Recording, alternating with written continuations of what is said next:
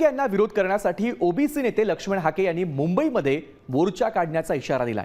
या आंदोलनाच्या पूर्वतयारीसाठी ते सध्या राज्यभरात दौरा करून ओबीसी बांधवांच्या भेटी घेत आहेत आणि जनजागरण सभा घेत आहेत। सप्टेंबरला मोर्चा जातोय, कशा पद्धतीने आता राज्यभरात दौरे चालू आहेत, कशा पद्धतीचा प्रतिसाद?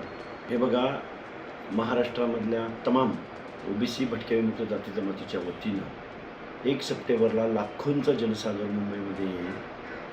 आम्ही आढावा बैठका घेत आहोत, अनेक ठिकाणी सभा घेत आहोत। जिथं जिथं आम्ही सभेला जातो तिथं उत्स्फूर्त पद्धतीनं आपलं आरक्षण संपल्याचा संताप या महाराष्ट्रामधल्या ओबीसीमध्ये आहे।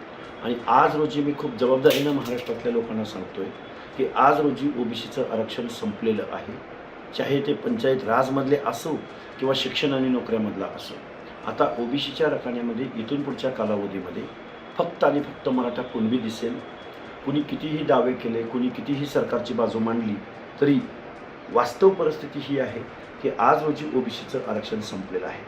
मराठा समाजाचं लाखो प्रमाणपत्र जर ओबीसीमधून वितरित केली गेली असती, आमचा मराठा समाज जर पूर्णपणे ओबीसीमध्ये आलेला असेल तर मूळ ओबीसी आहे, जो मागास आहे, जो त्यांच्या वेगवेगळ्या जातीच्या व्यवसायावरनं ज्याला अपमानाला, छळाला, सामाजिक दुजाभावाला सामोरं जावं लागलं आहे, ती माणसं या माझ्या मनोजदादा जरांगेच्या मराठा समाजाच्या, शासनकर्ती समाजाच्या स्पर्धेमध्ये ते टिकूच शकणार नाहीत। आणि एवढा प्रगल्भ समाज जर ओबीसीमध्ये आला तर मूळ ओबीसींचं काय होणार, त्याचे परिणाम आता दिसू लागलेले आहेत। अनेक महत्त्वाच्या मोक्याच्या जागा ओबीसीच्या हातून हिसकावून घेतलेल्या आहेत मराठा समाजानं।